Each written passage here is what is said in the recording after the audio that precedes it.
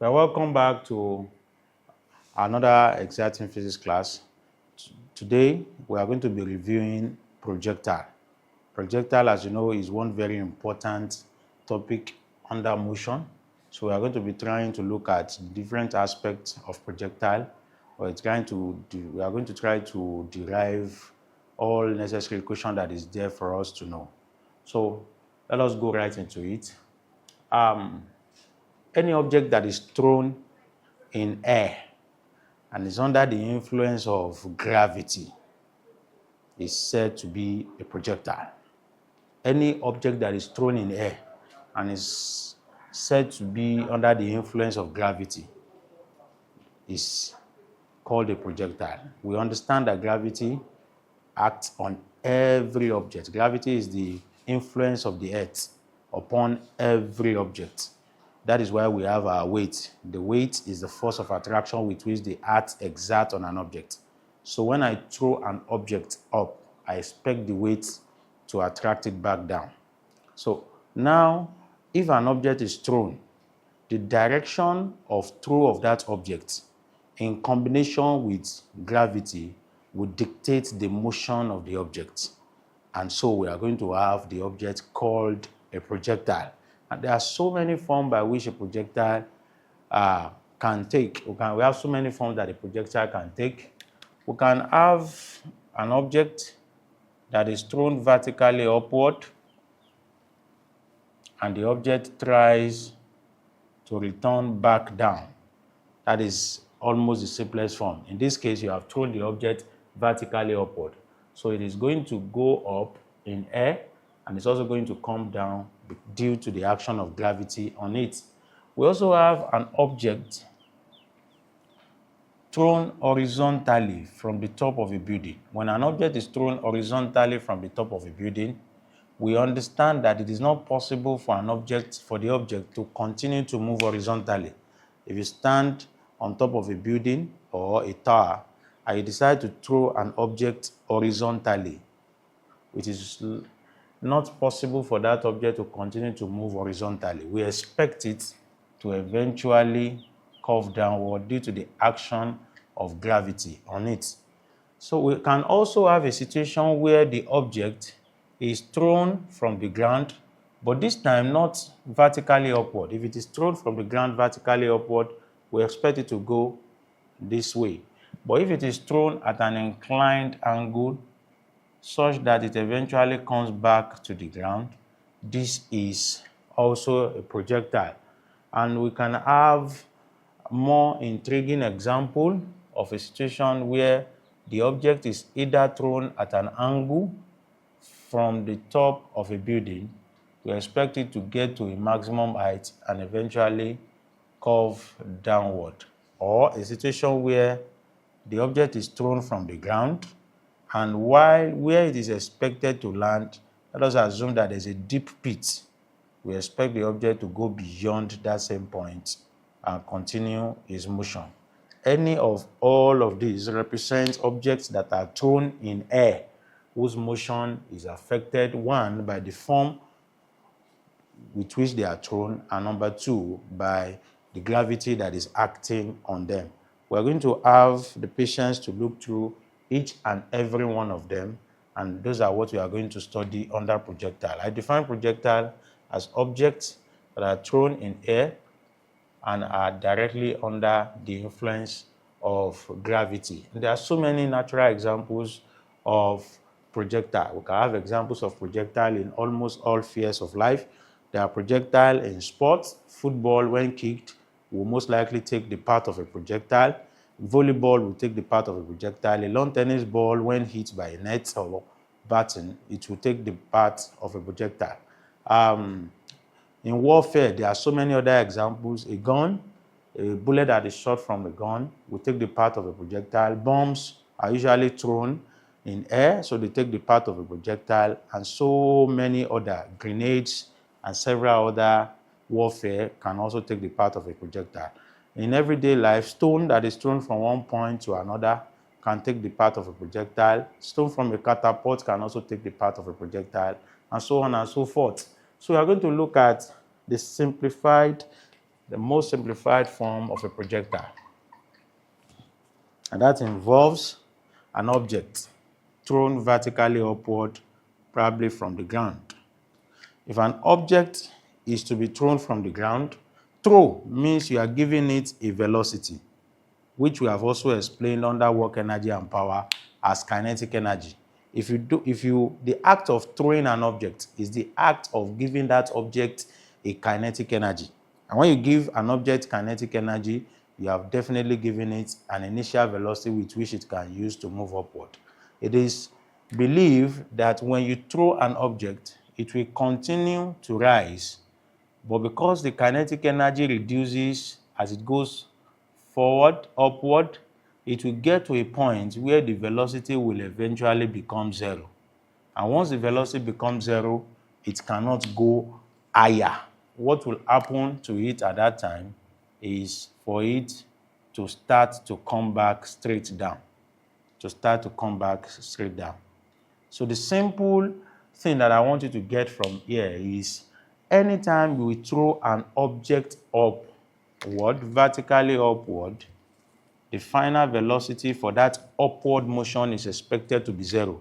Of course, you have to give it an initial velocity that is not zero. If you don't give it an initial velocity, it is never going to leave your hand. This marker will remain in my hand for as long as I want it to, until I decide to throw it. Throw means I'm giving it a velocity with which I want it to leave my hand. And once that is done, that velocity, you can now start to conceptualize it as the fuel with which it's going to use to travel upward. The fuel will gradually reduces, but once it becomes zero, it cannot go higher. It has to now start to drop down with the action or the influence, under the influence of gravity. I expect you to know that it is not possible for you to solve problems that has to do with the object thrown upward and downward together at the same time. Why? Because they have different acceleration. When an object is thrown upward, it is acting against gravity. When an object is thrown upward, it is acting against gravity, because gravity is the influence of your weight or the attraction of the earth on you. And your weight, like we said, under other aspects that we have already treated, your weight wants you to come down. So when you are going up, you are not acting in the direction in which your weight wants you to go.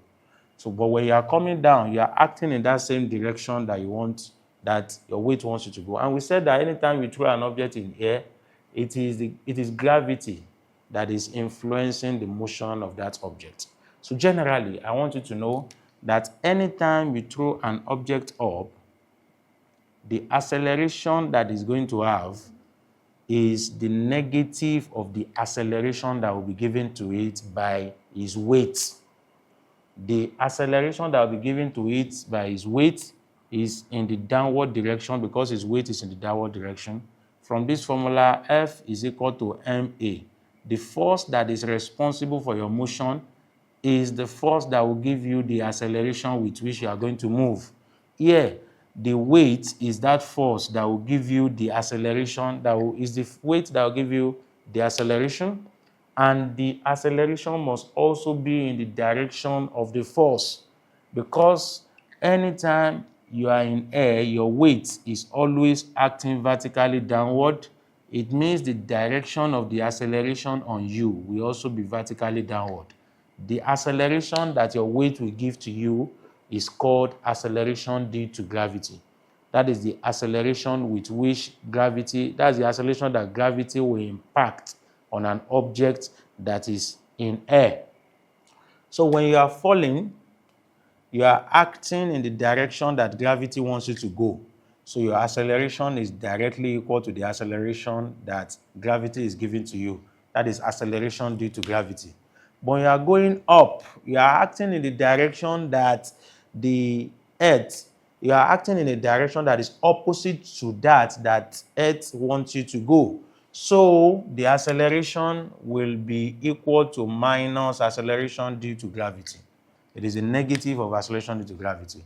And that is why we can see that once you are thrown up, once an object is thrown up, the initial velocity, it has an initial velocity, and that initial velocity seems to gradually reduce until it becomes zero. Why?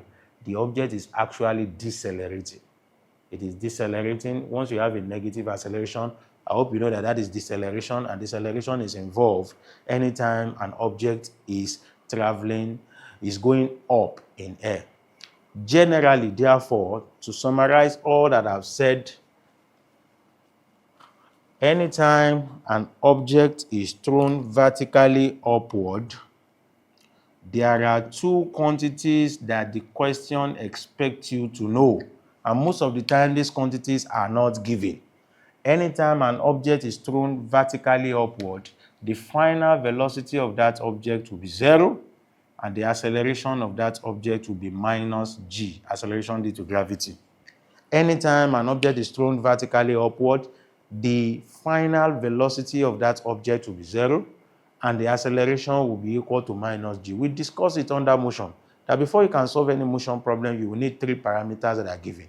So when you throw an object upward, it is assumed that you already know 2 parameters. So it is one other parameter, one additional parameter that I will just give to you. And with that, you should now be able to get everything that I want you to get about the problem. If, for example, you are given the initial velocity of throw, if you are given the initial velocity of throw, it means you now have an initial velocity, you have the acceleration, and you have the final velocity. With that, you can find any other thing that you want to find. Also, when the object starts to return, you also are expected to know that there are 2 predetermined quantities. Anytime an object is returning back to the ground, all objects will return usually from a velocity of 0. If an object is to fall, you really don't need to throw it to fall. If this marker is to fall, I will just leave it. I don't need to throw it. I just leave it. Once I leave it, it will naturally fall by itself. So most times, objects fall from rest. Objects fall from a place where you have not thrown them. You have only left them. But by the action of its weight, it will naturally go down. So when an object returns back to the ground, when an object drops, when an object falls, know that the initial velocity is equal to 0. And like I've said earlier, the acceleration is equal to the acceleration due to gravity. So for falling objects, there are 2 quantities that the question expects you to know. They will most likely not be given in the question because you are expected to know them. The u being 0, the acceleration being g. And I expect you to know that before we can solve any motion problem, we need 3 parameters. So the question has already expected that you know 2. So the question will give you 1 more quantity. With 1 more quantity, you can now solve completely the whole of the question. Please always take note. When an object is thrown up, you are expected to know the acceleration. It will most likely not be given. You are expected to know the final velocity. That will not be given.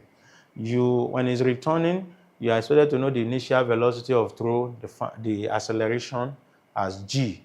Please note again that we are not expected to solve problems for upward and downward motion together at the same time. It's not possible. You have to solve the 2 of them independently. Why?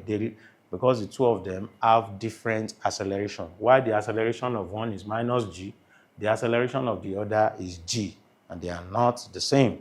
It is also possible that the question will be made a little bit more interesting by adding some other things. We can be told that the object is thrown not from the ground this time, but thrown from the top of a tower, and it is also thrown vertically upward.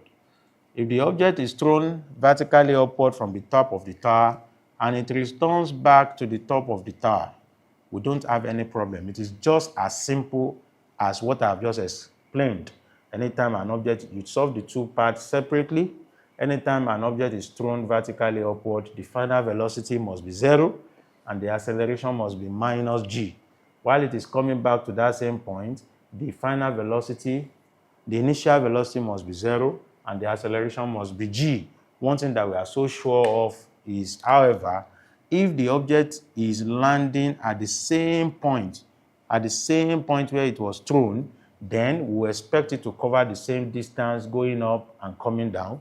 And if it's covering the same distance going up and coming down, we expect it also to have the same time. So the time it will spend going up is the same time that it will spend coming back down to that same level of projection. and that is purely what we are expected to know. But there could be instances where an object will be thrown from the top of a tower, and we are going to be told that it did not return to the top of the tower. Instead, it returned vertically downward to the ground. If the object returned back to the ground, then there's going to be a structural change to what you are going to solve. But mind you, as long as it's still going up in air vertically and it is still returning back in air vertically, we expect that all the quantities that I said should be predetermined are still the same. Anytime an object is thrown vertically upward, whether from the top of a tower or from the ground, the final velocity must be 0, and that occurs at the maximum height, and the acceleration must be equal to minus g. Anytime it is returning back or falling to the ground or dropping to the ground, we expect that the initial velocity will be 0 and the acceleration will be g. So those are the things that we know. The only difference now is, since it is not covering the same time going up and down, its time for the two will be different. We expect it to spend a shorter time going up than it will spend when coming down. Why? Because it is covering a shorter distance going up than it did while coming down. The only difference now, the only connection between the two is, if it is possible for me to find the distance that it traveled going up, if it is possible for me to find the distance that it will travel going up, then I will know the distance that it traveled coming back down. The difference between the two distances, the difference between the distance going up and the distance coming back down, must be the height of this building. So the height of the building becomes important whenever the object is going up and is thrown from the top of a tower and is returning back to the ground. So that is when the height becomes important. We'll take an example to further explain this one. We are told in this question that a body is thrown vertically upward from the top of a tower 40 meters high with a velocity of 10 meters per second. We are asked to calculate the time taken for the body to reach the ground. I'll go over that again. A body is thrown vertically upwards from the top of a tower 40 meters high with a velocity of 10 meters per second. Calculate the time taken for the body to reach the ground. So in solving the question, I've been told that there's a tower and that the height of the tower is 40 meters. I hope so. The height of the tower is 40 meters. If that is the case, I've also been told that it was thrown with an initial velocity of 10 meters per second. It was thrown with an initial velocity of 10 meters per second. We are asked to find the time it will take it to come back to the ground. So I don't need to tell you that despite the fact that it was thrown from the top of a tower, it did not return to the top of the tower. The question wants us to find the time it will take it to return back down. So I will analyze the upward motion and I will analyze the downward motion for the required parameters. Here we are asked to find, it was thrown with a velocity of 10 meters per second. We are asked to find the time it will take for it to come back down. We are expected to get the time it will take from the point of throw to the point when it came back to the ground.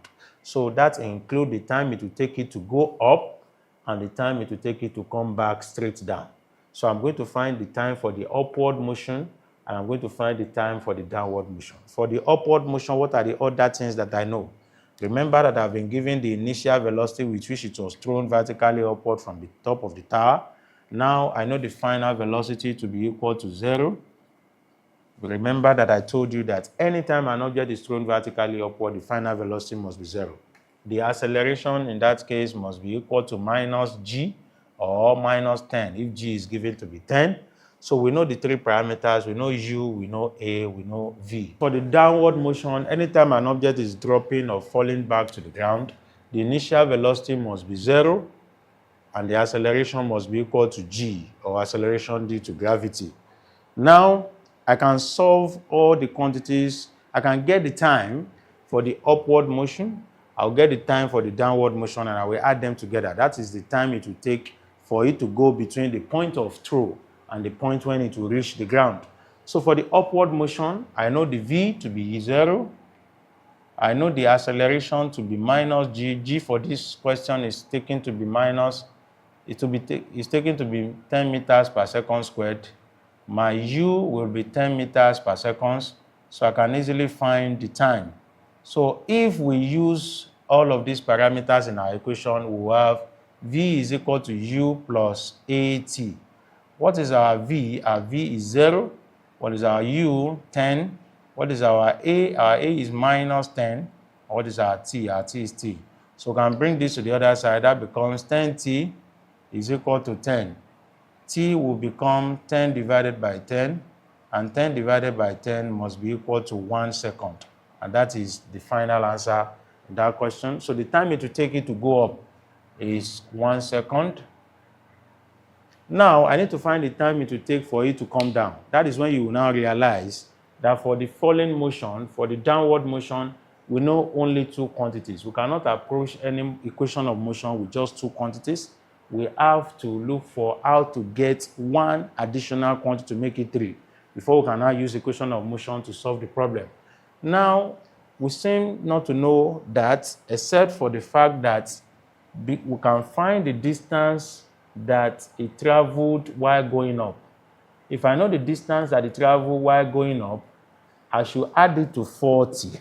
That will be the distance that it will travel coming back down. If I know the distance that it traveled going up, I will add it to 40, and that should give me the distance that it will travel coming back down.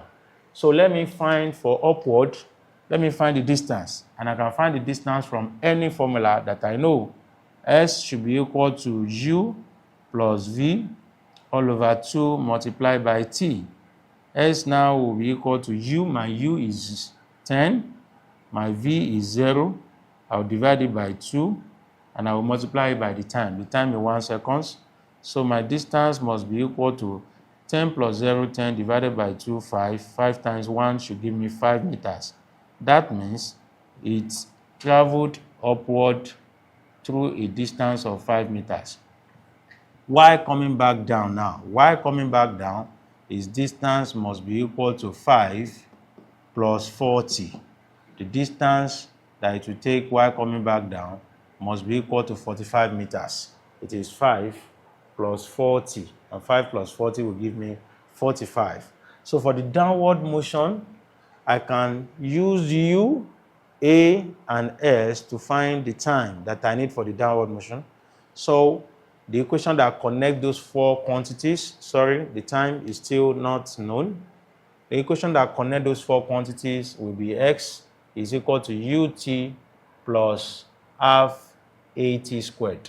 If that is the case, I will have S, which is 45, is equal to U, which is 0, multiplied by T, I don't know it, plus half multiplied by A, which is G, and that is 10, multiplied by T squared. So I should be able to do this as 45 is equal to 0, plus 2 here 1, 2 here 5. So I should have 5T squared. It means that 5T squared is equal to 45. It simply means that if I divide both sides by 5, t squared is equal to 9. And if I do the square root of 9, I should get 3 seconds. So technically, this object spent 1 second going up and 3 seconds coming back down.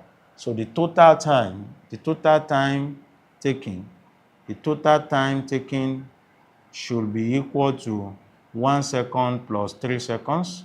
That's 1 second taken by the object to go up and 3 seconds taken by the object to come down, and the answer will be 4 seconds. And that is my final answer for this question. So with this, we have been able to treat objects or projectiles that are thrown vertically upward, both from the ground and from the top of a building. We now move on to objects that are thrown horizontally from the top of a building. Objects that are thrown horizontally on the ground are not projectile. Those ones, I would not even say that the objects are thrown. The object was just pushed horizontally on the ground, and it is not gravity that will control this. It is not gravity that will definitely control this. This will be controlled. The motion of this object will be controlled by the force with which you have used to push it forward, and most importantly, the friction between it and the surface on which it has been thrown. Now, we want to look at a situation where we have a tower and the object is thrown horizontally from the top of the tower. We have a tower and the object is thrown horizontally from the top of the tower. If that is the case, if an object is thrown horizontally from the top of the tower, I hope you know that no object thrown horizontally will forever move horizontally. It is not possible that an object will continue to move horizontally in air. Why? Because once in air, gravity will eventually take its toll on it, and where will gravity push the object? Gravity wants to attract the object downward. Yes, you have thrown it horizontally, it will still obey you, but it will obey you this time while also obeying gravity. So ultimately, the resultant of the two effects on it will ultimately give it a motion that looks like what I have drawn. It means at any point in time, the object is obeying you by moving in the direction in which you have thrown it, but it's also obeying gravity. At every point in time, it's obeying you by going in the direction in which you have thrown it, but it's also obeying gravity by dropping down. At any point in time, it's obeying you by moving in the direction in which you have sent it, but it's also obeying gravity, and that is what it will do till eventually it gets to the ground. That is what it will do till it eventually gets to the ground. That is what will happen for this object. Now, we can start to look at two things, the possibility of this object doing two things at the same time. That is why, if you check, it has been able to move horizontally. That is why forever it is moving in the direction in which you have sent it. When you check it, from the level at which it was thrown to the level that it eventually got to the ground, it actually moved in the direction that you asked it to move, which is to the right. But it was not just doing that in air. It was doing that going to the right, and it was doing it in combination with the effect of gravity, which is also breaking it down at different levels. So by the time it gets to the ground at this point, it will have dropped down, and it will have also moved to the right. It has traveled both a vertical distance, because it has traveled from this level to this level. It has traveled a vertical distance that can represent like this, and it has also traveled an horizontal distance that I can represent like this, telling us that it has observed both vertical motion and horizontal motion. It has observed both vertical motion and horizontal motion. Now, the vertical distance through which it has traveled, I hope you can see, is the same with the height of the building from which it was thrown. The horizontal distance that it has traveled is the distance from the foot of the building to the point where it touches the ground, and that is what we have on that part. So we can now try to break this problem into its component parts. I will want to break this problem into its component parts. It has a vertical part and it has an horizontal part. The vertical part has its own, both parts have their own initial velocity, final velocity, acceleration, distance, and time, what I like to call my UVAST analysis for the problem. Now we look at the question very well. Let us assume that it was thrown with a velocity of 20 meters. I'm just taking on arbitrary value because I know that when I explain with numbers, student tends to grab it better than when we will explain with letters. So we'll first try to work it out with numbers. Then we can now generalize it with letters to see that if these values are not the values that are given, with any other values we will still be good to go. Now, let us assume that this object was thrown horizontally with a velocity of 20 meters per second. Let us also assume that the height of the building is 40 meters. These are arbitrary values, please. And let us assume that it landed at a point which is 50 meters away from the foot of the building. Don't forget that acceleration due to gravity can be taken to be 10 meters per second squared. So I want to check, do I know each of these quantities for both horizontal and vertical? Let us start, and we'll be able to do it. The object initially was thrown with an horizontal velocity. It was not thrown vertically. It was thrown horizontally. We sent it an horizontal errand. We sent it an horizontal errand. We did not throw it vertically. We threw it horizontally. If the object is thrown horizontally, it means the initial velocity that we gave it is horizontal. We therefore did not give it any initial velocity that is vertical. I'll be writing horizontal components here, and I'll be writing vertical component of the motion here. So the velocity that I gave it at the start is 20, and it is horizontal. I did not give it any vertical velocity at the initial state. I hope we understand that. There's another thing that I believe we can just quickly clarify. Anytime an object is in air, I said it before, anytime an object is in air, the only force on it is the force of gravity. The only force on it is the force of gravity, and gravity wants to pull it down. And gravity wants to pull it down. If gravity is trying to pull it down, that means the only acceleration that it will have will be in the direction of the force on it. And the only force on it is the weight, which is the gravity effect on it, the gravitational effect on it, and the weight is pulling it down. So the only acceleration that an object in air will have is acceleration due to gravity. And acceleration due to gravity, one, is downward, so it is vertical, and its value is 10 meters per second square for this problem. So the only acceleration that this object will have is acceleration due to gravity, and it is vertical. Anytime an object is in air, it will therefore by extension not have an horizontal acceleration. Objects thrown, falling, or dropped in air do not have an horizontal acceleration. That is not the case for an aeroplane. An aeroplane is not dropping in air. An aeroplane is not thrown in air. An aeroplane is driven through air. So an aeroplane is not just under the influence of gravity, it is under the influence of mechanical forces that is on it by the action of its engine and every other thing. So there is more to an aeroplane. We are not talking about an object that is driven in air. We are talking about an object that is thrown such that it is left to itself. There's nothing within the mechanism of the body that is going to drive it other than the full control of the earth on it.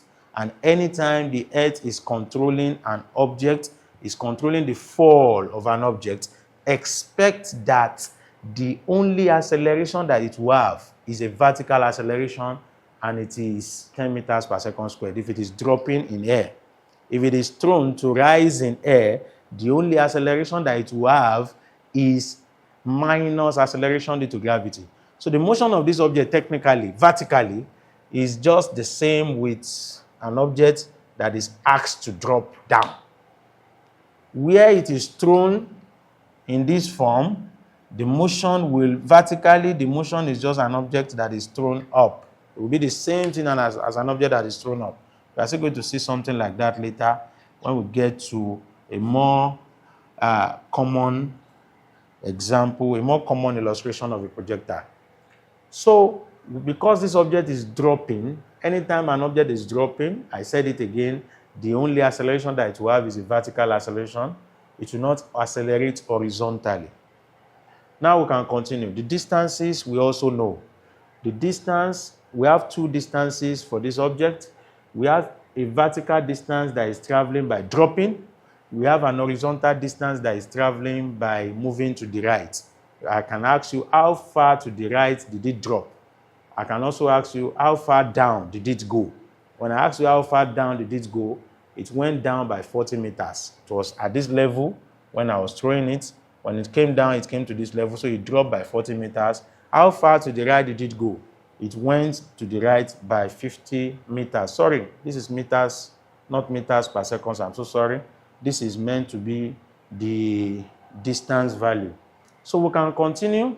The distance, the horizontal distance I will take to be 50, while the vertical distance I will take to be 40. The horizontal distance I will take to be 50, while the vertical distance I will take to be 40. The vertical distance is how far down it dropped, and the horizontal distance is how far to the right it went. Now, we can say something about the final velocity, though we may not directly need the final velocity. The final velocity is the velocity at the point it is about to touch the ground. At the point it is about to touch the ground, anytime the acceleration is 0, the velocity remains the same. Anytime the acceleration is 0, the velocity remains the same. So horizontally, this object is not accelerating because the horizontal acceleration is 0. When an object does not accelerate in a direction, its velocity in that direction is the same, constant, steady, uniform. So it means that while this velocity is 20, the horizontal velocity will forever remain 20 because horizontally, it is not accelerating till the point of fall. Horizontally, it's not accelerating to the point of fall, so its velocity remains 20. So final velocity and any other velocity that can occur under the vertical part is 20. It's the same. The horizontal velocity, the vertical velocity now will increase. Initially, it was not giving any vertical velocity. Now, as it's falling, we expect that it will gradually gain vertical velocity. Why? Because it is having an acceleration. When an object is accelerating, the velocity is increasing. Now that the velocity is increasing because of the acceleration, its velocity at the start vertically is 0. But expect that after leaving that point, its vertical velocity will increase. Here it can take up a value that is 2. Here it can take up a value that is 4. Here it can take up a value that is 6. Here it can take up a value that is 10, and so on and so forth. We can find the vertical velocity at every point.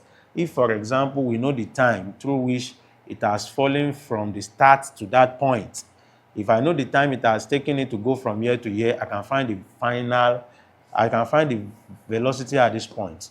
If I know the time it will take it to go from here to here, I will know the velocity at this point, the vertical velocity at this point. All I need to do is I'll put the time here and I'll find the velocity.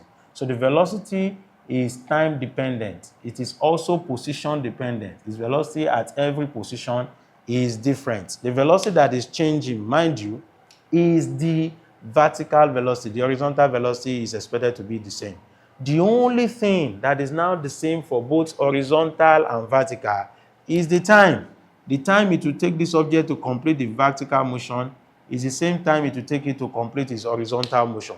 So once this object landed, it has completed both horizontal and vertical motion. So if I need time for any part, I will try to check if I can find that time from one part, and I will just copy it for the other part. Time is the same, time is the only quantity that is same across both horizontal and vertical. And we can now take up values that are more general than numeric values that we have used here. I've only used this one as arbitrary values that we can use to explain the problem at hand. Now let me assume that this object has been thrown horizontally, still the same thing, with a velocity of u. It has been thrown horizontally with a velocity of u. The acceleration due to gravity is g. The height of the building, let me take that to be y, while the distance between the foot of the building and the point where the object landed, I will call it x. So if I need to fill this table, remember that the object is thrown horizontally. If the object is thrown horizontally, it means the horizontal velocity, or the velocity that was given at the start, is the horizontal velocity. There is no velocity that was given in the vertical direction. Another thing that we should know is it will accelerate vertically. Its acceleration vertically as it's going down is acceleration due to gravity. I will write that one as the vertical acceleration g. And once I know that, I also said that it will not accelerate horizontally. The object will not accelerate horizontally. That means the horizontal acceleration will be 0. So it has covered a vertical distance that we have called y, that is the height of the building. It has also covered an horizontal distance that we are calling x, that is the distance from the foot of the building to the point where it touches the ground. We had earlier established that the time for vertical and the time for horizontal will be the same thing. And we have also said that because the acceleration under horizontal is 0, the object does not accelerate horizontally, meaning that the acceleration for the horizontal part of the motion, initial velocity of the motion and the final velocity of the motion will be the same thing. What we'll now do is just to take an example to further explain the concept of an object that is dropped horizontally from a height. A stone thrown horizontally from the top of a vertical wall with a velocity of 15 meters per second hits the horizontal ground at a point 45 meters from the base of the wall. Calculate, number 1, the time of flight of the stone, and 2, the height of the wall. Acceleration due to gravity is given in the question as 10 meters per second squared. We have the height. We are told that the object is thrown horizontally. Keyword, the object is thrown horizontally from the top of a vertical wall with a velocity of 15 meters per second. This is the wall. It is thrown atop the wall with a velocity of 15 meters per second. It is thrown atop the wall with a velocity of 15 meters per second. It hits the horizontal ground at a point 45 meters from the base of the wall. It now hits the horizontal ground at a point, and that point where it hits the horizontal ground is 45 meters away from the foot of the wall. It hit the horizontal ground at a point 45 meters away from the foot of the wall.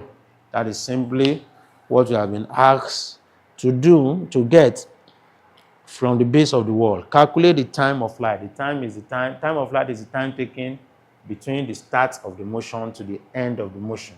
So what I'll do is I like to always solve this question by classifying them into the horizontal and my vertical part. Each part we have 5 parameters of motion that we have been working with: the initial velocity, the final velocity, the acceleration, the distance, and the time. Please refer to our lesson on motion for you to have a proper understanding of what these quantities the understanding of these quantities. So we can move on. We have been asked to find the time of flight. The time of flight is the time that it will take you to complete the motion. That is the time here or the time here. I told you that the time is the same for both horizontal and vertical parts. In fact, that is the only quantity that is the same across both. Then we can now also continue. We are told here to also find the height of the wall. We are not given the height of the wall. Let me represent it with letter Y.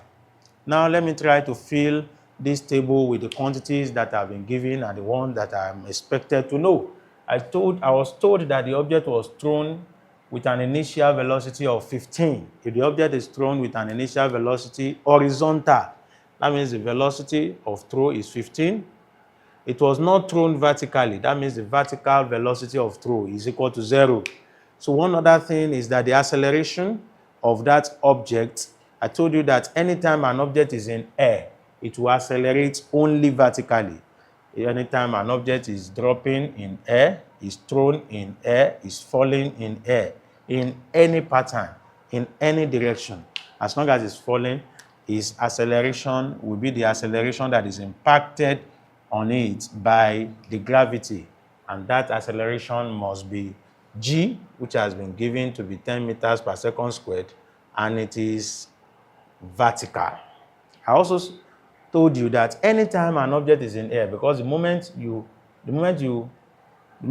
the object is thrown away from the top of the wall, it is now in air. When it's in the air, it does not accelerate horizontally.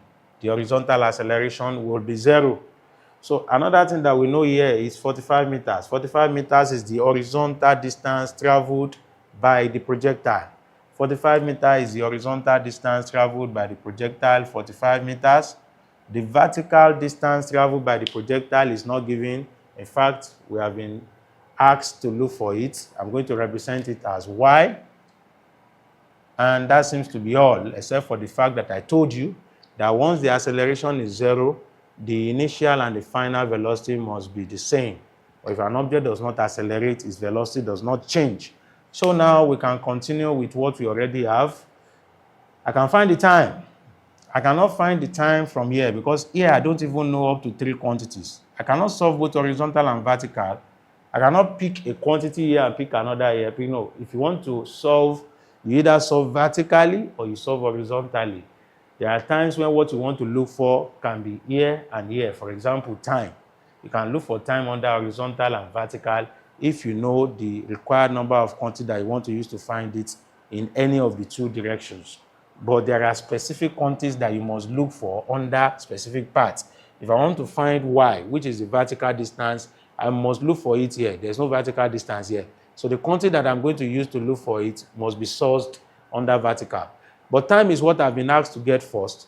I don't have enough quantity under the vertical part to look for time, but I have enough quantity under the horizontal part to look for time. And I can easily do that. I can use the equation S is equal to U plus V multiplied by T all over 2. My S is 45. My U is 15. My V is also 15. I can divide it by 2. And my T is what I'm looking for. So that should be 45 is equal to 15 plus 15 is 30. 30 divided by 2 is 15 multiplied by T. My T therefore should be 45 divided by 15. And that is 3 seconds. The time of flight for this problem is 3 seconds. It will be the same for the vertical time of flight. That will also be 3 seconds. The other part of the solution to this problem that is required is that I find the vertical distance, y, the height of the building, which is the vertical distance. I can easily look for that. Remember that I know the U, I know the A, and I know the T. I can easily find S. What will that be? That should be S is equal to UT plus half AT squared. Because I know my U, I know my A, I know my T, and I want to find my S. The only equation in motion that has that done is S equal to UT plus half AT squared. Please refer to our class on motion to be able to understand why specifically I'm picking that equation. Our S under the vertical column is Y. Our U under the vertical column is 0 multiplied by our T is 3 seconds plus half multiplied by A. A is 10 multiplied by T squared. T squared is 3 squared. So Y must be equal to 0 multiplied by T is 0 plus 2 here 1, 2 here 5. So we should have 5 multiplied by 3 squared, which is 9. And we should have Y is equal to 0 plus 5 times 9 is 45 meters. So the vertical distance traveled, the vertical distance covered by this object is also 45 meters. The vertical distance covered by this object is also 45 meters. And that concludes the problem. We now move on to more interesting aspects of projectile. If from the ground I choose to throw the object vertically, I've already done that. If I choose to throw it horizontally, I said that one is not a projectile because the motion will not be affected by gravity. Instead, the motion will be influenced by number 1, the force of throw, and number 2, the frictional force between the surface and the object. But this time, if I choose to throw it at an inclined angle, if I decide to throw it at an inclined angle, I expect the object to move vertically upward and then return back to the ground.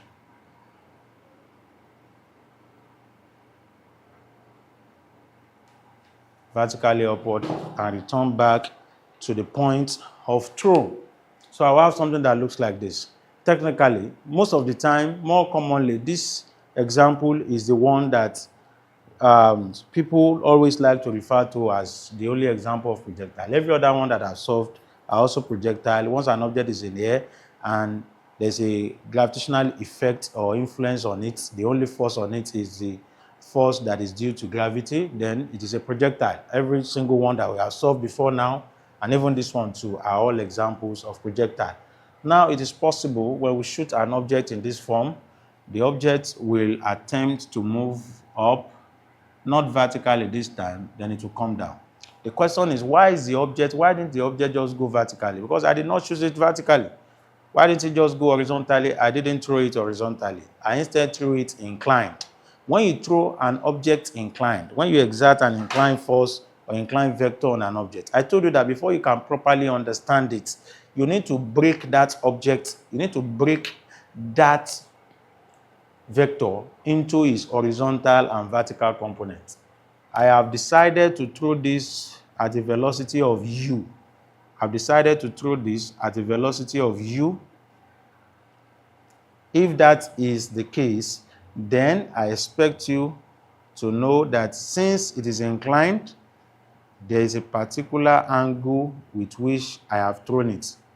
I can find the angle of throw. I can be given the angle at which it was thrown to the horizontal. I can also be given the angle at which it was thrown to the vertical. But more commonly, we always like to use the angle of throw with the horizontal. If you are given the angle of throw with the vertical, that is not a problem. All you just need to do is subtract it from 90, and you will get the angle with vertical. If you have an inclined vector that is making a certain angle with the vertical, let's say 40 degrees, its angle with the horizontal will be 90 degrees minus 40 degrees, and that is 50 degrees. So this angle with the horizontal is what is required for the purpose of this course, and that is what we are going to stick to. So when you are given the angle of inclination of a projectile, I am referring to the angle that the projectile is making with the horizontal. Please always listen to that. Now, it is inclined. The velocity of throw is inclined. I decided to throw it at an inclined angle.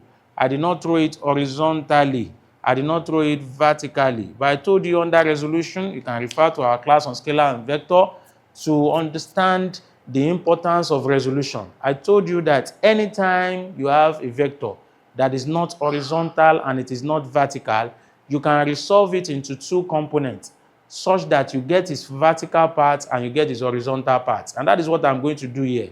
Since it is inclined, I will resolve it into both horizontal and vertical components. The horizontal component is beside the angle, and I told you that the component beside the angle must bear the cos, while the other component that is perpendicular to that, that's the component in the vertical direction, must bear the sine. Please refer to our class on scalars and vector to be able to understand what I have just said very well. Now, throwing an object at an inclined angle with u is exactly the same with the object thrown with two different velocities, one horizontal and one vertical. Throwing an object at an inclined angle is just the same with an object that has been thrown with two different velocities, u cos theta and u sin theta. I want to give you a graphic understanding of how the two velocities will play out throughout the length of the journey of that object. In doing so, I'm going to place that object at different points.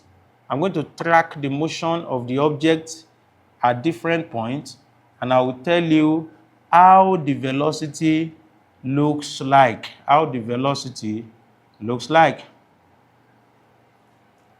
Now, when an object is in air, I said it earlier, anytime an object is in air, its velocity, its acceleration, it does not have any horizontal acceleration.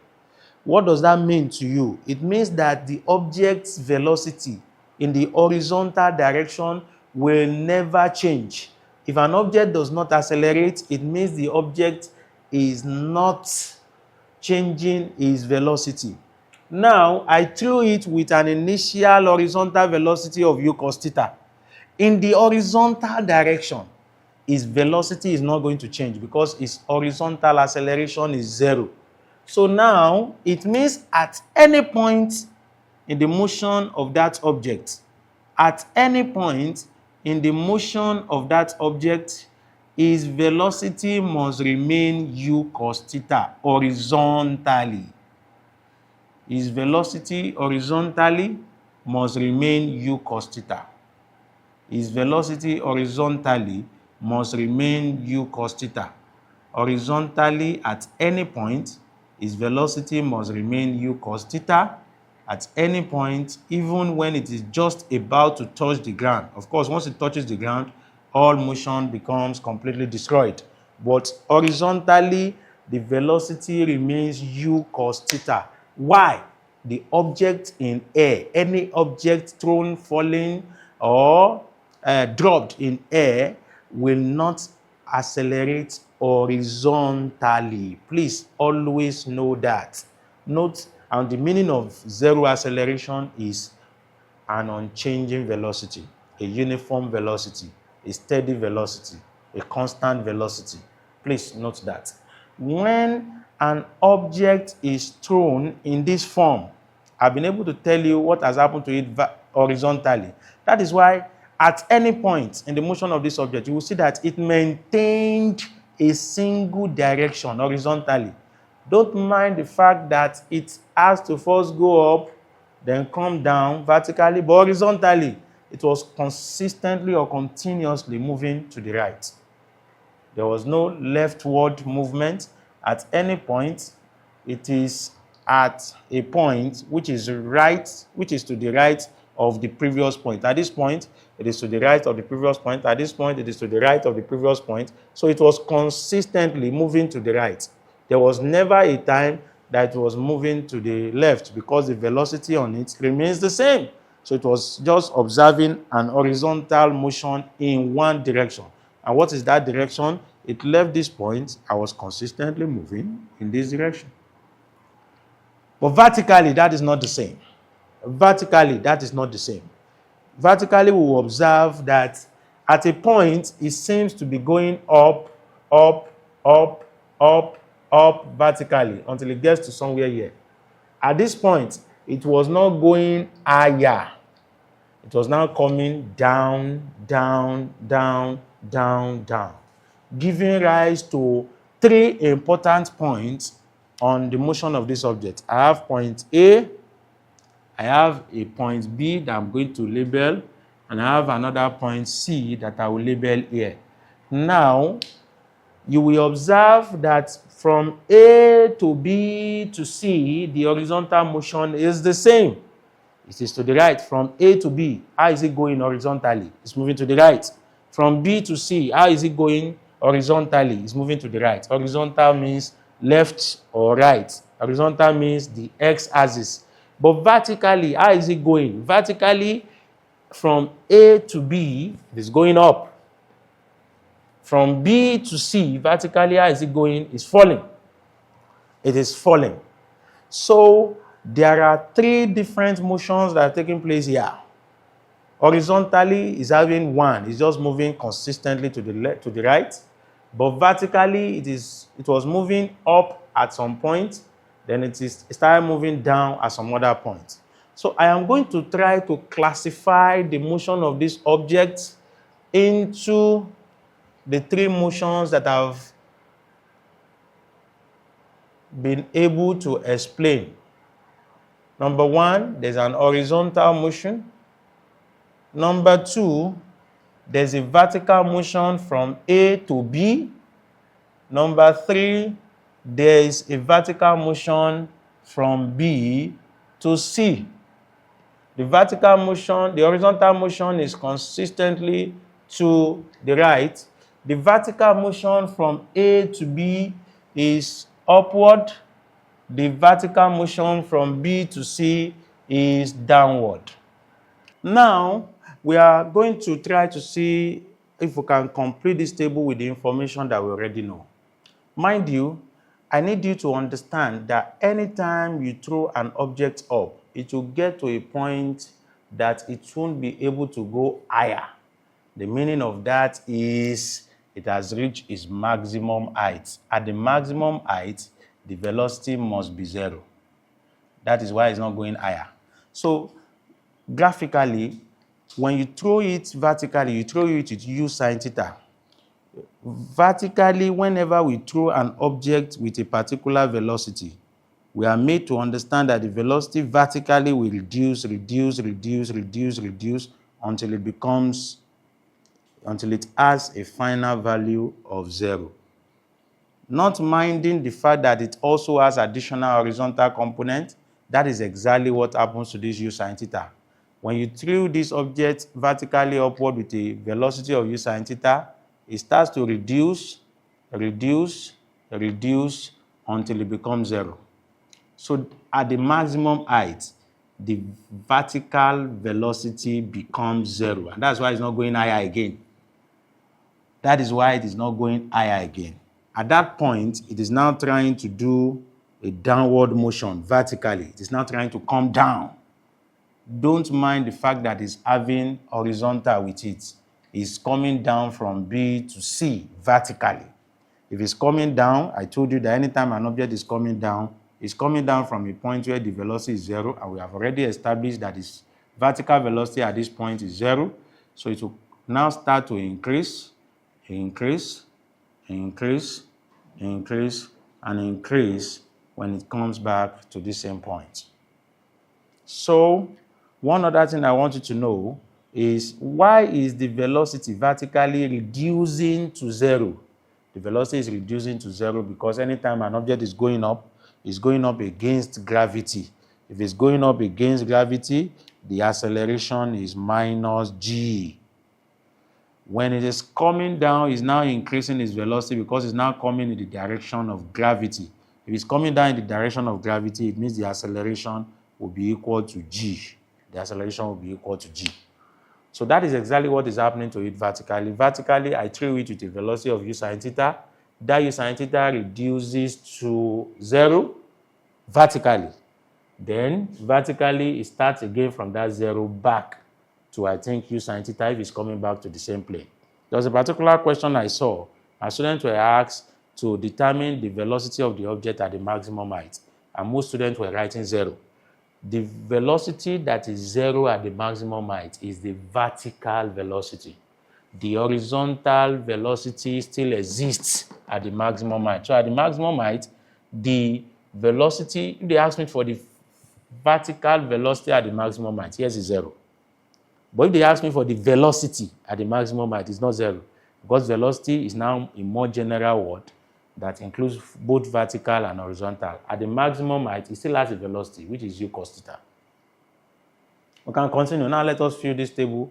But before then again, there are 3 quantities that I would like us to introduce for a projectile of this form.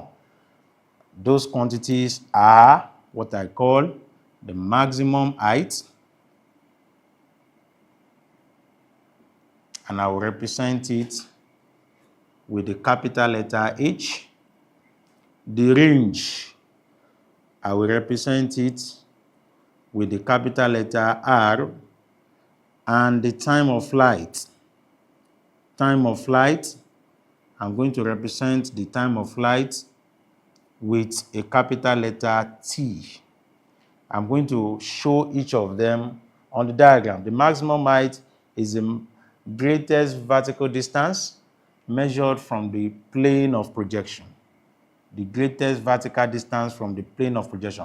What's the greatest vertical distance that this projectile traveled? It has to be the distance from the maximum height if we measure it from the plane of projection. The plane of the projection is the plane from which it was projected. So I'm going to represent that as H. The range is the horizontal distance traveled from the point of projection to the point where the projectile hits the plane of projection again. The range is the horizontal distance traveled from the point of projection to the point where it hits the plane of projection again. So the horizontal distance from point A to point C, that is this. I will indicate it as this.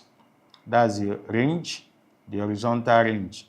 That's the horizontal distance from the point of projection to the point where it hits the plane again. And the time of flight. The time of flight is the time required for the projectile to move from the point of projection to the point where it will hit the plane again. That is the time of flight. The time from A to C is the time of flight. The time from A to C is the time of flight. And I'm going to represent that with T. This is a distance value. It is given in SI units. It is measured in SI units as meters. The range is also a distance or length value. It is measured in SI units as meters, while the time of flight is time, and it is represented with S. It is measured in S. We can now continue to fill this table. Horizontally, what is the initial velocity? It is u cos theta.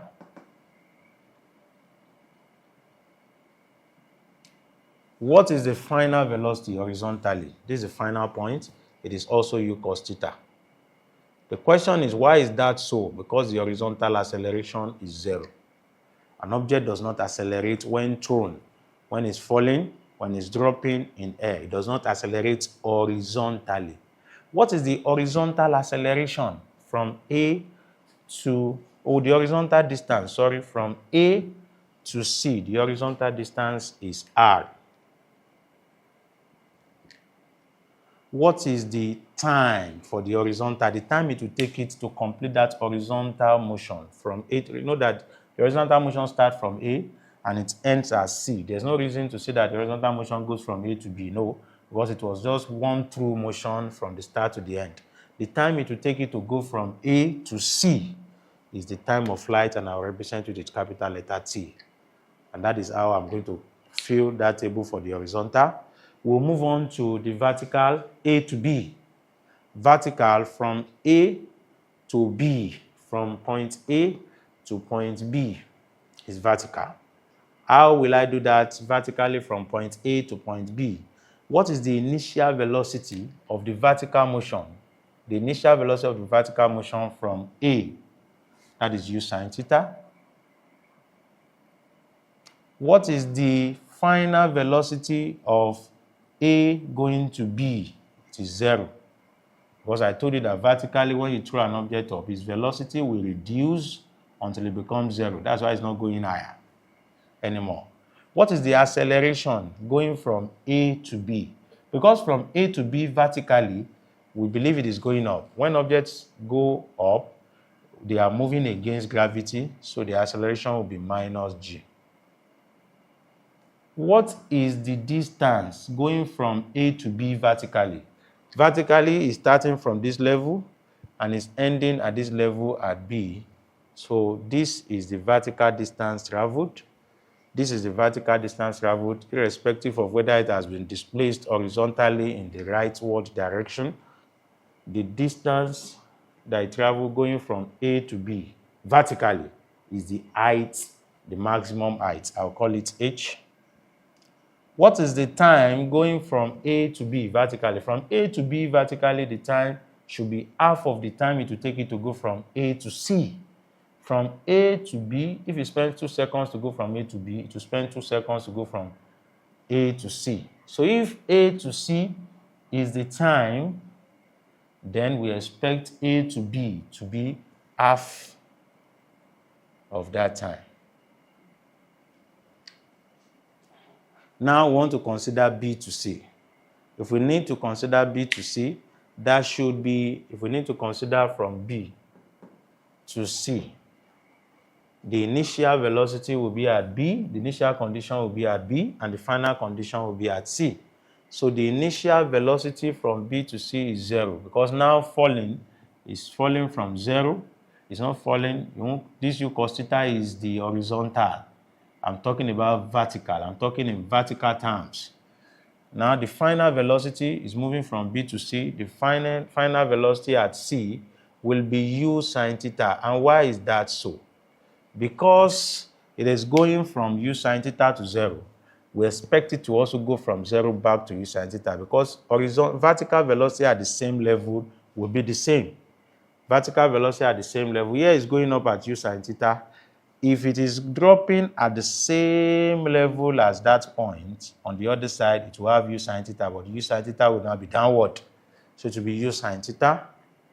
The acceleration as it's coming down will be g, because it's now moving in the direction of gravity, in the direction that gravity wants it to go. From B to C, what is the direction vertically? What is the distance vertically? The distance is the height. It's also the height. It climbed the height in going from A to B, and it descended from that height in going from B to C. What is the time vertically from B to C? The time from B to C, whether vertically or horizontally, is half of t, because B to C is also half of the motion of the object. If I have this, if I can do that, I completely understand the concept of a projectile that is thrown. What is left is for me to now derive the equation for each of the three terms that I've just recently introduced. That is the height, maximum height, the range, and the time of flight. I will start with anyone from any part. I could try to apply the equation of motion from any part, and I will still get what I need. Now let us try to get the time of flight from one part, the maximum height from another. The range, of course, has to be gotten from horizontal, because it's only on the horizontal. From this part, I know my u, I know my v, I know my a, I know my s, and I know my t.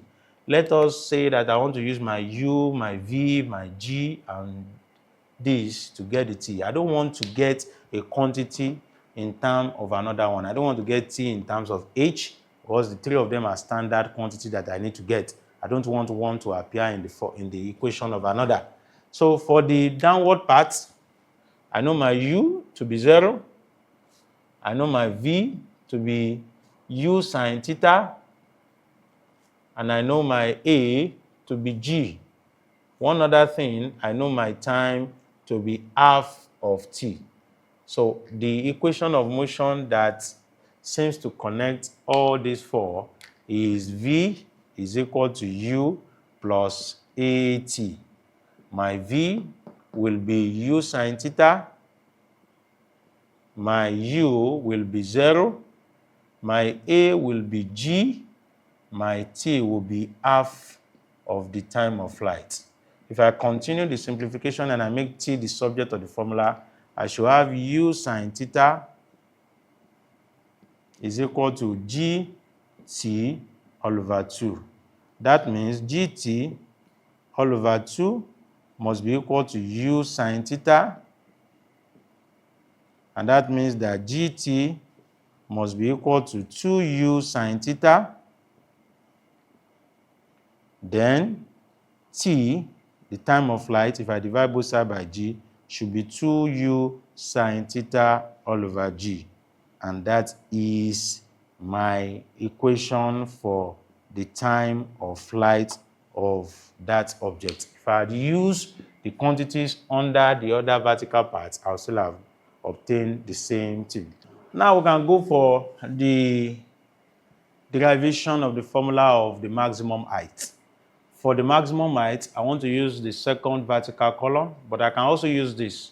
Or if I have to use the second vertical column, remember that now for that column, I know the u. It has to be a vertical column that we use to get the height, because it is only present in the vertical part. The u for the second part is u sine theta. The a is minus g. The v is 0, and the distance is h. So I want to bring these four into an equation, and the only equation of motion that has UVAS is v squared is equal to u squared plus 2as. If I continue with the substitution, I will have 0 squared is equal to u squared is u sine theta squared plus 2. A is minus g. and s is h. So that will be 0 is equal to, if I square both sides, I will have u squared sine squared theta minus 2gh. So that should be, if I bring 2gh to this other side, I will have 2gh is equal to u squared sine squared theta. If I divide both sides by 2g, I should have the formula for my height. And that formula should be u squared sine squared theta all over 2g. That's the formula for our maximum height. The maximum height of a projectile will be obtained from this formula. That is for the maximum height of a projectile. Now we'll move on to range. Of course, range has to be obtained from the horizontal part because that is where we have the range. So what are the things that we know for the range? The things that we know for the range are, number one, the u is u cos theta, the v is u cos theta, the distance is r, the acceleration is 0, and the time is t. I can use the time now because I already have an expression for the time, so I can bring the time into the question. So the only equation that has u, v, s, and t is s is equal to u plus v all over 2 multiplied by t. If I have to substitute in all of the values that I have, my s will be r is equal to, open a bracket, my u will be u cos theta plus my v will be u cos theta. We'll close the bracket, we'll divide by 2. Then my t is the time of light, t. And I'll continue with the simplification. I think I will have r is equal to u cos theta plus u cos theta is 2u cos theta. If I divide that by u, the 2 will cancel out, so I will have u cos theta again. At that point, I think I can substitute for t, the time of light, because I don't want to leave a quantity in terms of another. I don't want to leave a standard quantity of the 3 in terms of another. So I want to substitute for the value of t. My t, the time of light, is 2u sine theta all over g. If I continue with the simplification, I have the range to be u. If I multiply everything, I have 2u times u is u squared sine theta, then cos theta all over g. But this can be put in a better form or in a smaller form. I can bring 2 right here in front, so I'll have 2 sine theta cos theta all over g. We need to tell you that from mathematics or trigonometric identity, sine 2 theta is equal to 2 sine theta cos theta. We can confirm that by assuming a value for theta. We can confirm that by, as if we assume 10 degrees for theta, you will discover that sine 2 times 10, that's sine 20, will be equal to 2 sine 10 cos 10. You can do that to confirm. So if I substitute into that, we'll have u squared. Instead of 2 sine theta cos theta, we will have sine 2 theta all over g. And this is our expression for the range. This is our expression for the range of the object. There's something I want you to see. The time of light is 2u sine theta over g. The height is u squared sine squared theta over 2g. And the range is u squared sine 2 theta all over g. And that is what we have to do to get each and every one of this quantity. Remember that for the 3, we only need 3 other quantities to get them. To get the time of light, we only need the initial velocity of throw, the angle of projection, and acceleration due to gravity. For the height, we don't need more than those 3 quantities also, u, theta, and g. For the range, we only need U, theta, and G. You only need to practice this to be conversant with it, so that when you really need them in an examination, you don't take one for the other, because the three formulas look very, very similar. Now we can continue. The time of flight has been obtained to be 2U sine theta all over G. The maximum height has been obtained to be U squared sine square theta all over 2G, while the range has been obtained to also be U squared sine 2 theta all over G. And these are the formulas that we have just derived. So we'll try to take examples on them. We'll try to take the first example. A projectile is fired with a velocity of 20 meters per second at an angle of 40 degrees to the horizontal. Determine the component of the velocity of the projectile at its maximum height. There's a projectile. That projectile was fired with a velocity of 20 meters per second at an angle of 40 to the horizontal. It was fired with 20 meters per second at an angle of 40 degrees to the horizontal, 40 degrees to the horizontal. We have to come to the maximum height and determine the components of the velocity. At the maximum height, I told you, initially, we can resolve the velocity with which it was thrown. It was thrown at an inclined angle. So we can resolve the velocity. The horizontal velocity will be 20 sine 20 cos 40 is the one beside the angle. The vertical velocity will be 20 sine 40. So at the maximum height, I told you that the horizontal velocity at any point does not change. So the horizontal velocity will remain 20 cos 40, but the vertical velocity at the maximum height will have reduced to 0. We even use it in our derivation. So the vertical velocity will be 0.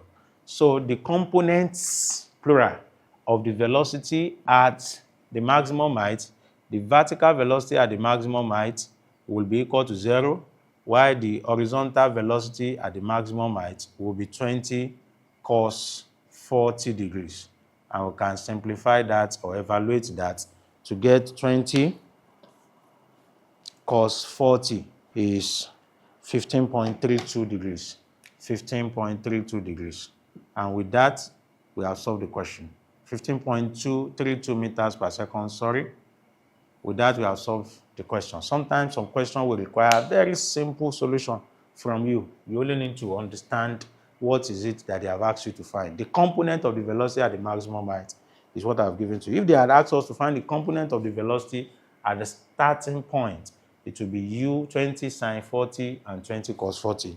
And that is all about that. The next question is, a tennis ball projected at an angle theta attains a range r is equal to 78 meters. If the velocity impacted to the ball by the racket is 30 meters per second, calculate theta. There's a tennis ball that was projected at an angle of theta. That tennis ball was projected at an angle of theta. We are not giving theta. We said it impacted on the ball a velocity of 30 meters per second. It gave the ball a velocity of 30 meters per second. A velocity of 30 meters per second. Now, it attains a range of 78 meters. It attains a range of 78 meters. We are given the acceleration due to gravity for this question to be 10 meters per second squared. So we are asked to find theta, the angle of projection. Quite simply, we have been given the range. We want to find theta. Why can't I just use the formula for the range, substitute every other given quantity, and try to find theta? The range is U squared sine 2 theta all over G. If that is the case, the range is 78 is equal to U, in this case is 30. I'll square it, 30 squared, sine 2 theta. I don't know theta, so I'll leave it as 2 theta, divided by G. G is 10. If I cross multiply, I will have 780 is equal to 30 squared. 30 squared is 900 sine 2 theta. That means sine 2 theta must be equal to 780 divided by 900. And sine 2 theta must be equal to 780 divided by 900 should give us 0.866. 0.867. It means 2 theta must be equal to arc sine of 0.867.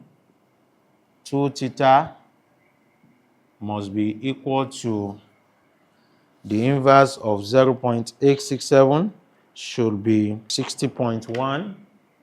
It should be 60.1. It means theta must be equal to 60.1 divided by 2.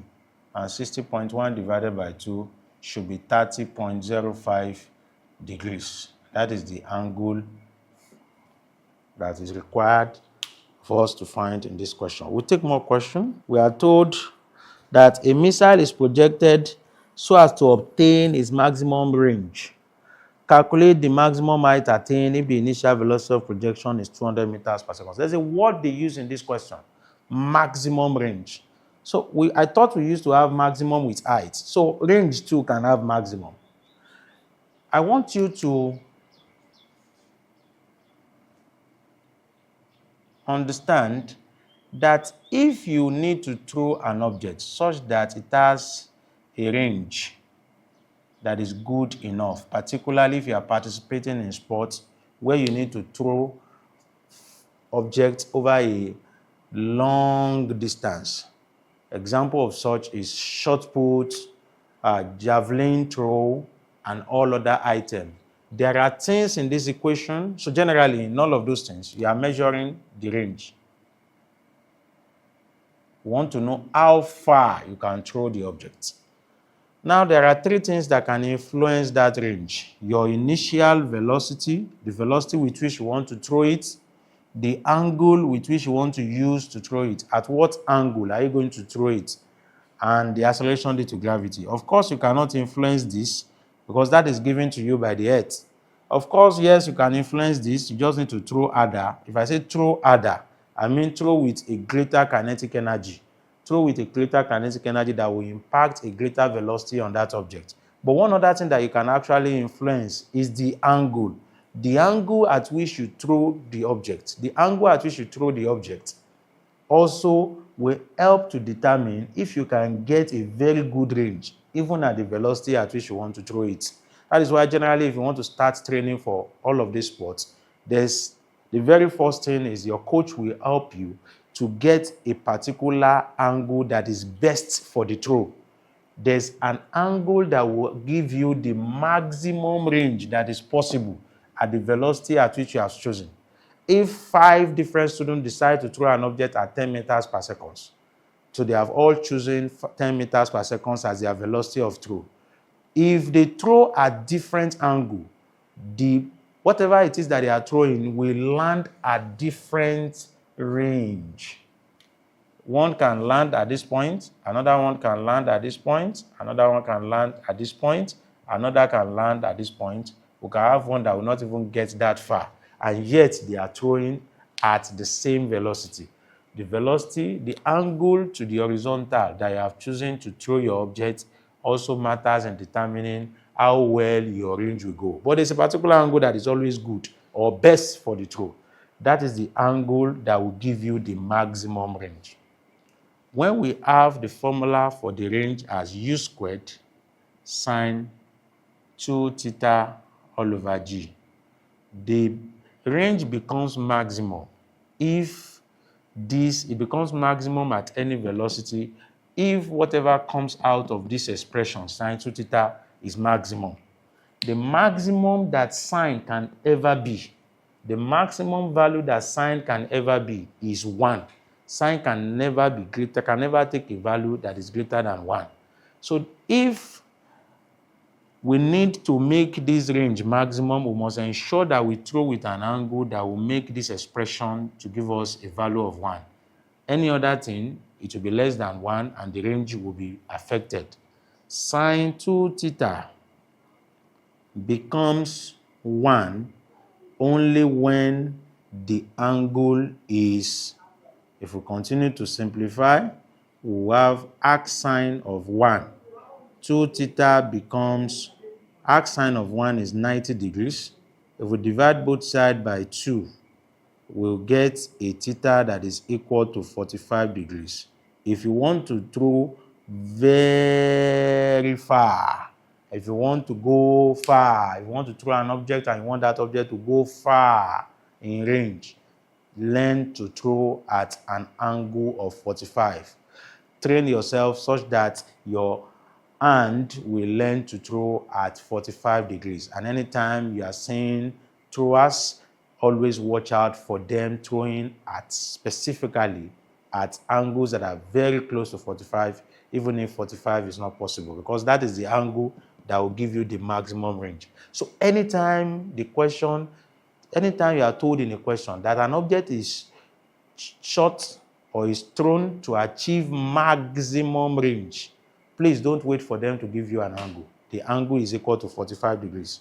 Anytime you are told that an object is shot to achieve maximum, I'm not saying maximum height. Height is always having maximum.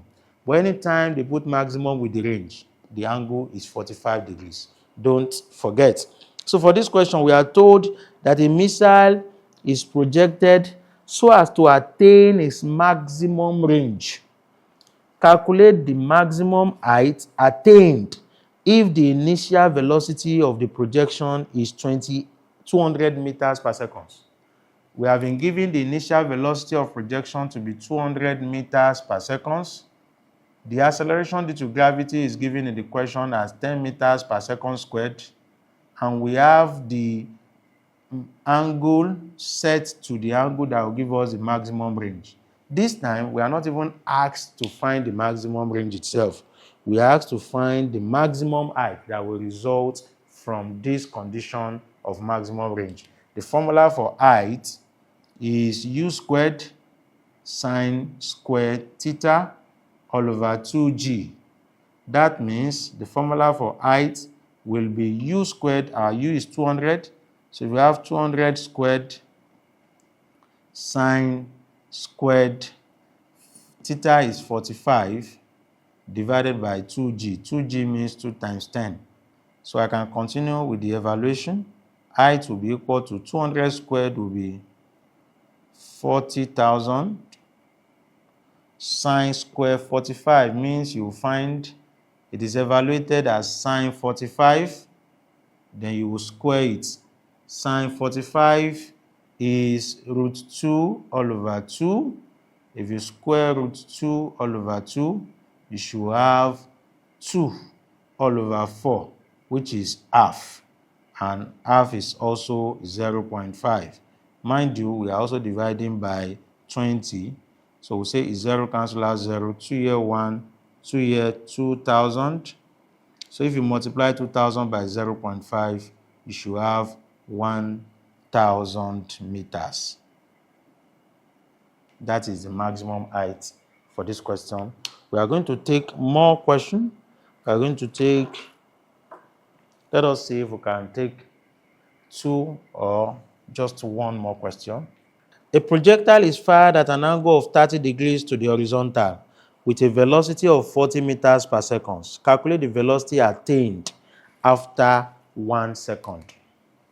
We have a projectile. That projectile is fired at an angle of 30 degrees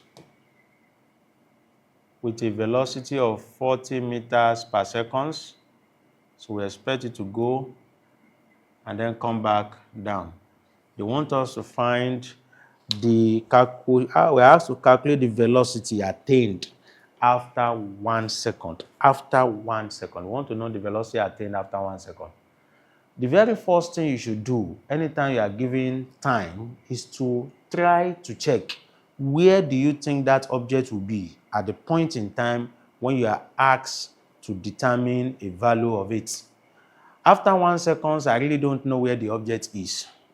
So what I will do is I will find the time of flight and I will try to compare with 1 second where I think the object can be. The time of flight for this question will be 2u sine theta. Time of flight for a projectile is 2u sine theta over g. The time of flight is 2 times my u is 40 sine my theta is 30 all over g 10. 10 is 0 cancel out 0, so I have t is equal to 8 sine theta and 8 sine theta because sine theta is 0.5. 8 sine theta will be 4 seconds. That means it took this object 4 seconds to come back to the point of projection. It took this object 4 seconds to come back to the point of projection. It means it will get to the maximum height in 2 seconds. It means after 1 second of projection, it should be somewhere around here. It should be somewhere approaching the maximum height, but it is not at the maximum height. So at that point, the question wants me to find the velocity. What will be the horizontal velocity? What will be the vertical velocity at the point where it has spent a time of, where it has spent the time of 1 second from the point of projection. I should not have problem with the horizontal velocity at any point because the horizontal velocity never changes. The horizontal velocity, the horizontal component of the velocity is 40 cos 30. The vertical component of the velocity is 40 sine 30.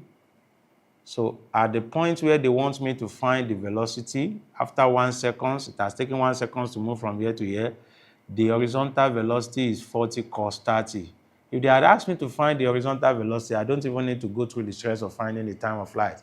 The horizontal velocity at any point will be the horizontal velocity from the start.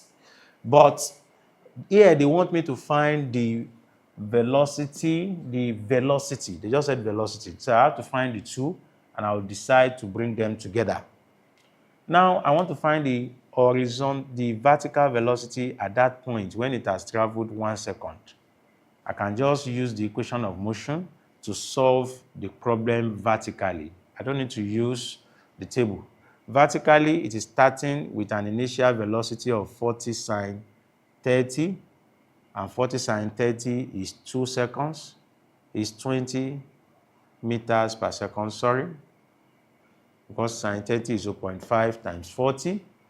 The time between this point and this point is 1 second. The acceleration will be minus 10, which is the acceleration due to gravity.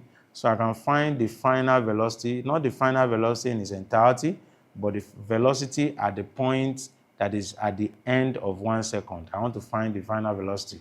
So I can easily put in all of this and use my simple equation of motion. I can do V is equal to U plus AT. My V is, I don't know it. My U is 20 plus A is minus 10 multiplied by my T, which is 1 second. My V therefore becomes 20 minus 10, and my V becomes 10. So at that point, the vertical velocity will have reduced to 10 from the 20 that it is. Now the question wants me to, if the question had asked me to find the velocities after 1 second, then I will just write them out. Vertical velocity is 10, horizontal velocity is 40 cos 30. But the question wants me to find the velocity. So that means of these two, I must find their resultant. When you have two components of a velocity, two perpendicular components of a vector quantity, you can find the resultant by just simply doing the Pythagorean hypotenuse of the two. I refer to our class on vectors and scalar to understand how that is done. If I know two components, I can find the resultant by just doing the Pythagorean hypotenuse of the two. That will be V squared is equal to 10 squared plus 40 cos 30 squared. So our V must be square root of 10 squared plus the square 40 cos 30 all squared. So I should be able to get my V directly from that expression. So my V therefore becomes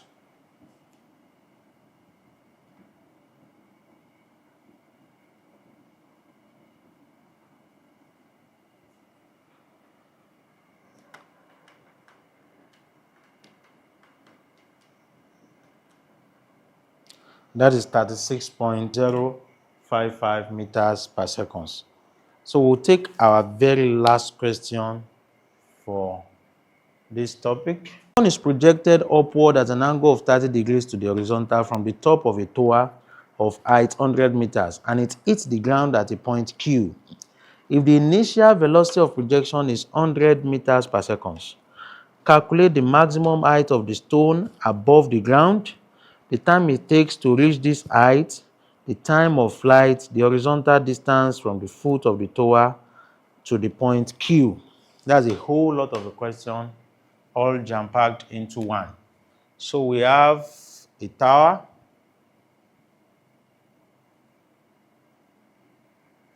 That object was projected at an angle to the horizontal from the top of the tower. We expect it to go up and to eventually land back down. A stone is projected upward at an angle of 30 degrees to the horizontal. The angle here is 30 degrees.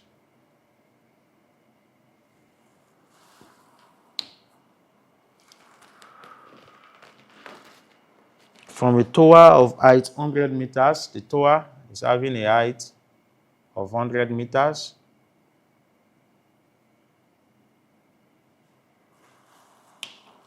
And it hits the ground at a point Q. It hits the ground at a point Q. If the initial velocity of projection is 100 meters per second, the initial velocity of projection is 100 meters per second.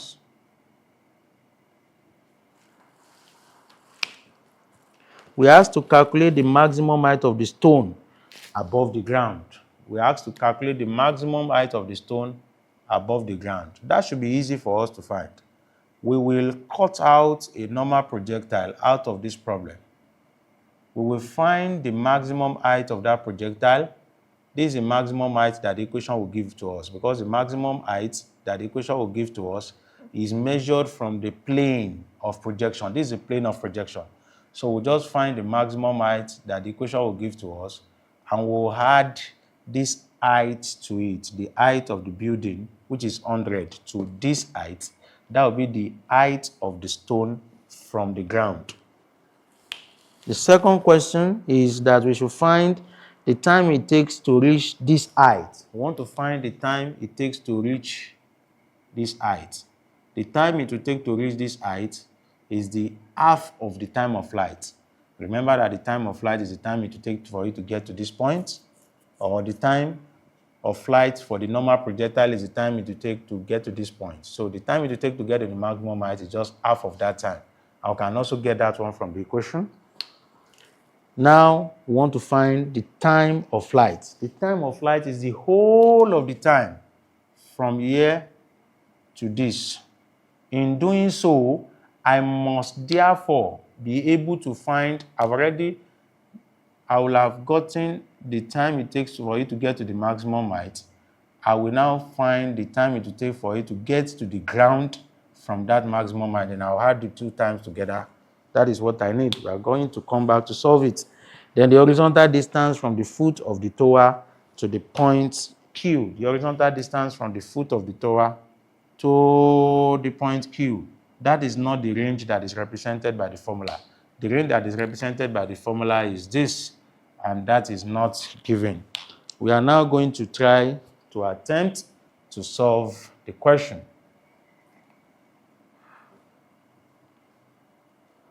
The first thing, the maximum height above the ground. We want to find the maximum height above the ground. We use the formula for the maximum height.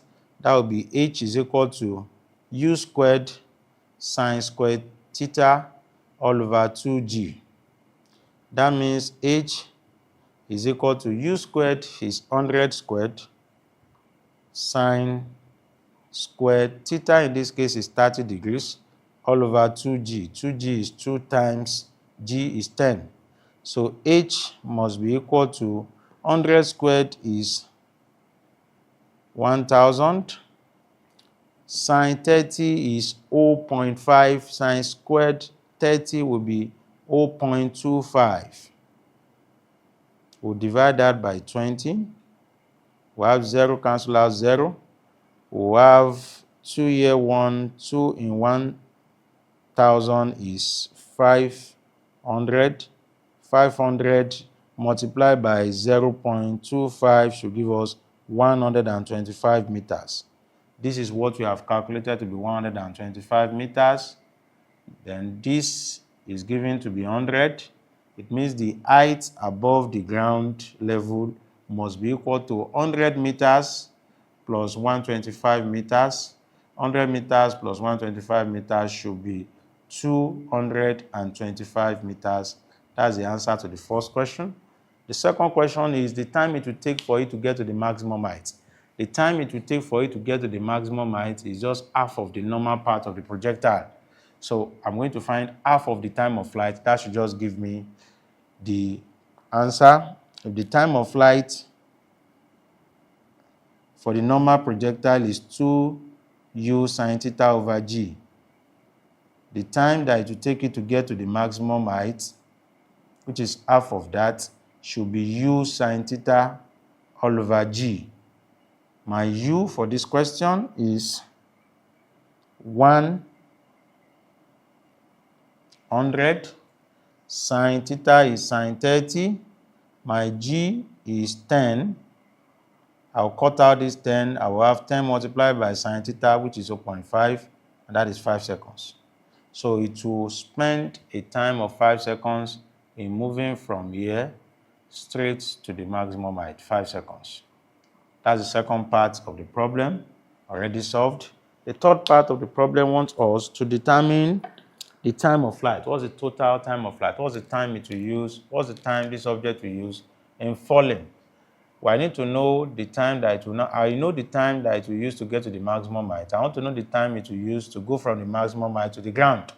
Let me see if I'll be able to describe the motion of that object vertically.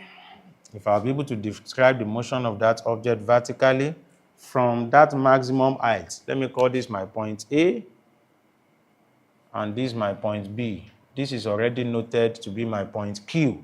I want to find the time it will take for it to drop from B to Q. So let me analyze the motion vertically from B to Q. From B, its initial velocity for vertical is 0 because it's coming from the maximum height. The maximum height, the initial velocity is always 0. When an object is falling, the acceleration must be g, which is 10. And one other thing that I know while it's falling vertically is I know the height through which it's going to fall vertically.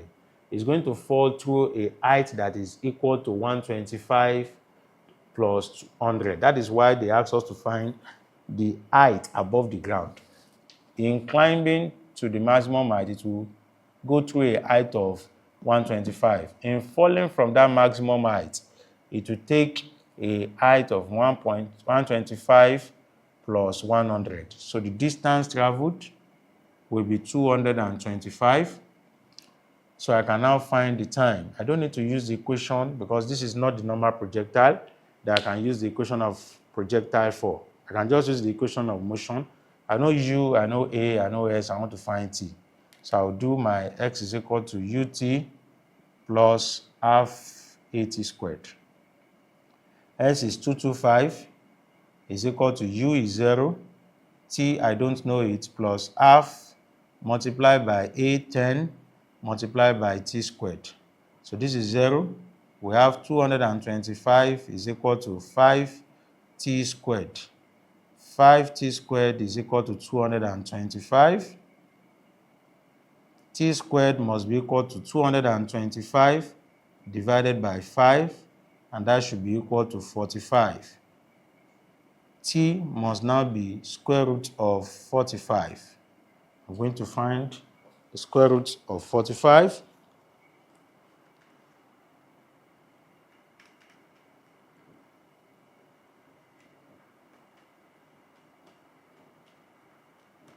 square root of 45 is 6.71. 6.71 seconds. That is square root of 45. So the total time of flight must be equal to the time here, 5 seconds, plus the time that it will take to go from B to Q, that is 6.71 seconds. So the answer should be 11.71 seconds. The last part of that question wants me to find the range from the foot of the tower to the point Q where it reached the ground. And since I know the time the time that the projectile will spend in going from this level, point A, to this Q, horizontal problems are very, very easy. Why? Because horizontal problems have only one velocity. Horizontally, it's starting with a velocity of 100 cos 30. It means at any time in the motion of that object, its horizontal velocity will be 100 cos 30, 100 cos 30, 100 cos 30. Its acceleration horizontally will be 0. So its final velocity at any point in the horizontal motion will still remain the same thing. Now I know the time through which it has traveled, and that's the time for both vertical and horizontal. The time through which it has traveled is 11.71. I can find the distance for the horizontal. Distance, I can use the equation u plus v all over 2 multiplied by t. My u in this case is 100 cos 30. My v is also 100 cos 30. I'll divide by 2 and I'll multiply it by 11.71. This should be 100 cos 30 plus 100 cos 30, 200 cos 30 divided by 2 should be 100 cos 30 multiplied by 11.71. That should be 100 multiplied by 0.866. That's cos 30 times 11.71. So the distance that they want me to find, the horizontal distance that they want me to find should be 1,014.086 meters. That is our final answer for this problem. And with that, we want to draw the curtain on the topic projectile. I hope we've had an interesting time having to explain projectile. We'll see you by the next class. Thank you.